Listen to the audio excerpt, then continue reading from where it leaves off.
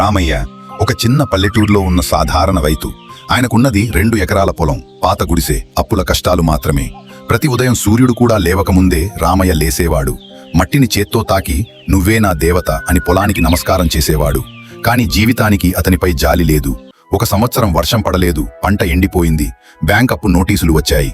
గ్రామంలో వాళ్ళు నవ్వుతూ అన్నారు, ఈ రామయ్యకి వ్యవసాయం పనికిరాదురా.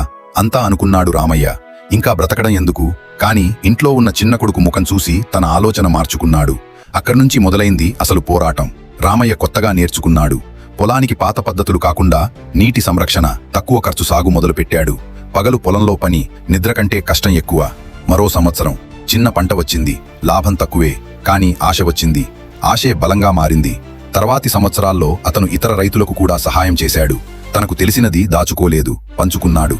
అప్పుడే ప్రభుత్వం గమనించింది. రామయ్య పొలాలు ఆదర్శంగా మారాయి. గ్రామం మొత్తం మారింది. ఒకరోజు అదే రామయ్య రాష్ట్రస్థాయి వేదికపై నిలబడ్డాడు. అవార్డు తీసుకుంటూ ఇలా అన్నాడు, నేను పెద్దవాడిని కాదు, నన్ను పెద్దవాడిని చేసింది నా కష్టం, నా మట్టి, నా వ్యవసాయం. గ్రామం మొత్తం కళ్ళలో నీళ్లతో చప్పట్లు